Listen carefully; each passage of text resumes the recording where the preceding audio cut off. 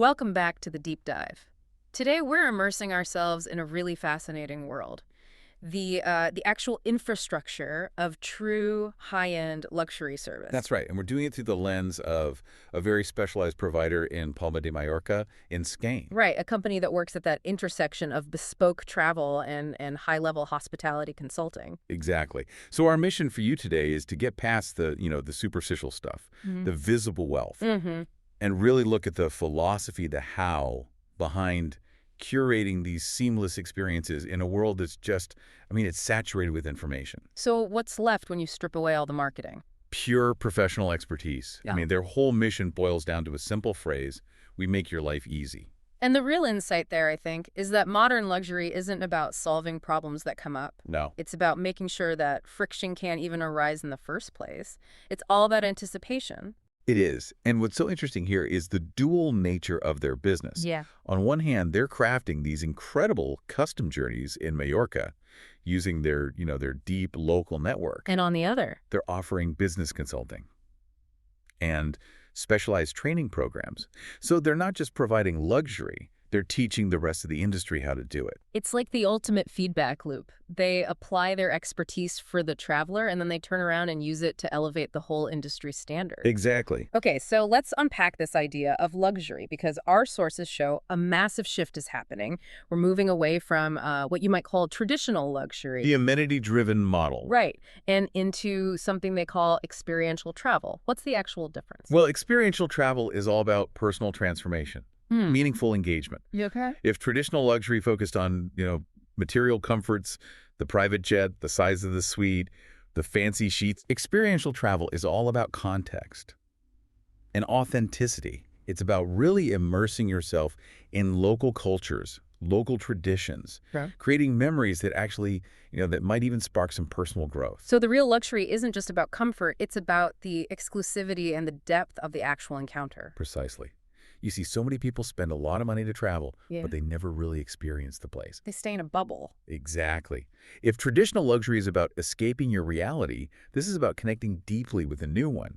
And their approach in Mallorca is just a master class in this. How so? They combine that high-end refinement you'd expect, but they layer it with this curated access to local experts, artisans, people you could just never find with a Google search. Okay, give us some real-world examples. How does that translate into an itinerary that actually, changes your perspective?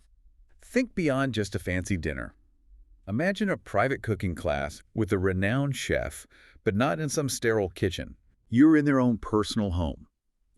Or maybe you're in a workshop with a master artisan whose family has been practicing that same craft for 5 generations. Wow.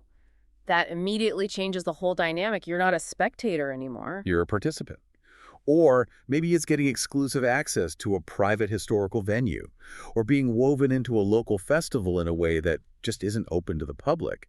These are those unique behind-the-scenes moments. That's the value. And there's another layer here, right?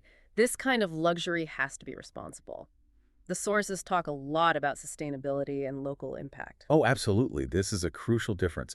These experiences are built to partner directly with small, local communities. Yeah, so the money stays local. The economic benefits stay in the region, yes.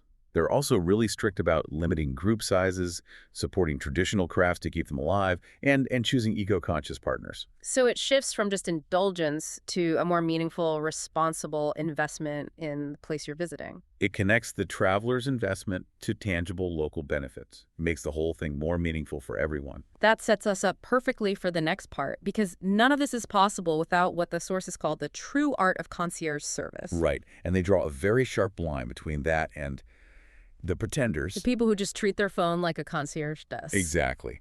This group is rooted in the absolute highest standard of the profession. They're members of the Mallorcan chapter of Clefs door. The golden keys. Golden Keys. And that's a title that signifies decades of dedication and expertise. It's something you can't fake it with an app. So what defines a true seasoned concierge then? I mean, this is clearly a skill set that goes way beyond just being helpful. Absolutely. The sources boil it down to about 6 key traits. First one is just raw experience. Right. Concierge work is not an entry-level job.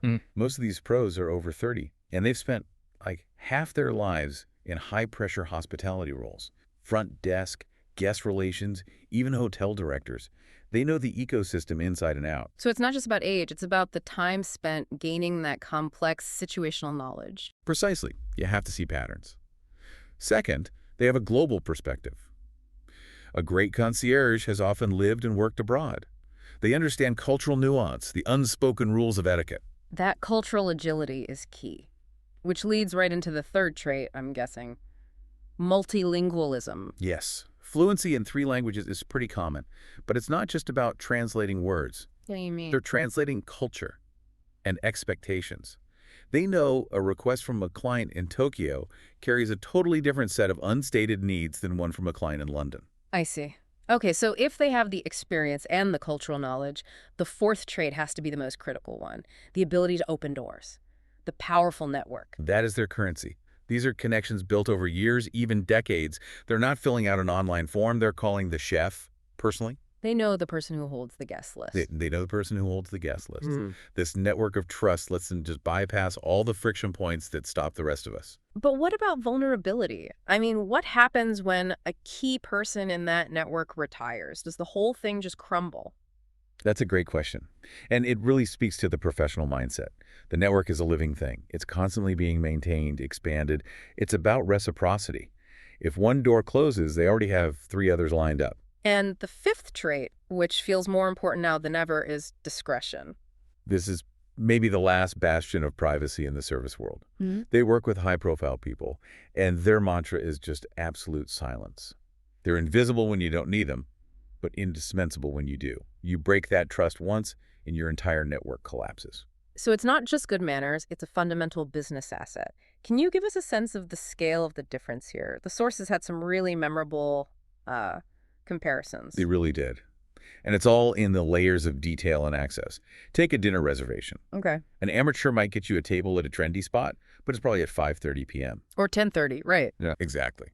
A true professional has the chef prepare an off-menu dish just for you, tailored to your tastes, at a prime table during peak hours. That is a world of difference. Yeah, What next about one. something like event access? An amateur will, use an app to tell you an event is sold out, which is useless. It's completely But the professional not only gets you in, but they'll often have you escorted to a private VIP section, bypassing all the crowds. And even the small details like transportation show that level of anticipation. Right. An amateur arranges a car. The professional's driver already knows your name, your favorite coffee, the perfect temperature for the car, and they've already checked the real-time traffic to find the best route. It's that synthesis of professional expertise with hyper-personal predictive detail. That's the difference between providing a service and engineering an experience. Technology isn't the enemy here, it's a tool. But Google is a supplement to knowledge, not a substitute for it. This is where we get into the hard logistics. Okay, so trust and access are key, but that access deals with scarce resources. How do they manage pricing and securing these things if luxury is, as they say, shaped in motion? Right. It's not a fixed menu. They operate on 3 principles of bespoke design. The first is fluid pricing. Okay. The journey starts with a tailored estimate, but the final investment adjusts as you enhance things. Maybe you extend a yacht charter or add a specialist guide. The key is your approval comes first for any new cost. Total transparency. That makes sense. Which brings us to the second principle. Seasonality, scarcity, and market fluidity. They're sourcing from a live market of rare assets. Boutique vineyards, private vessels, master guides.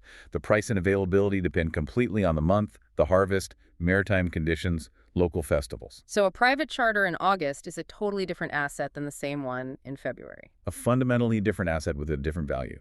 The quotes are real-time because the market is real-time. And that leads to the third principle, which I have to say I found really challenging, proposal validity. They have a strict 72-hour validity on their proposals. Mm-hmm.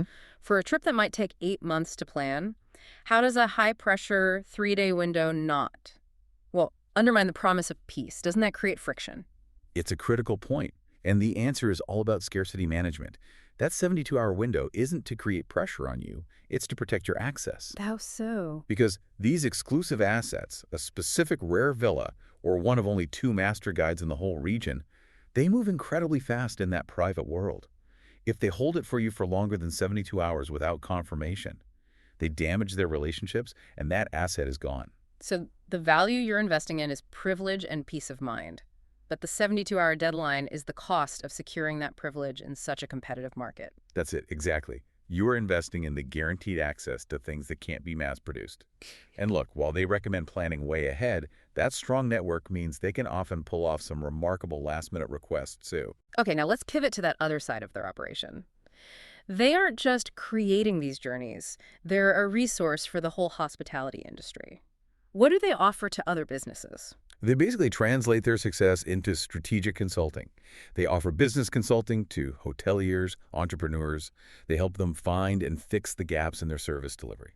And what kind of failures are they uniquely able to spot? They see that a lot of operations fail not from a lack of, expensive materials, but from a lack of anticipation. Ah, there's that word again. It's everything.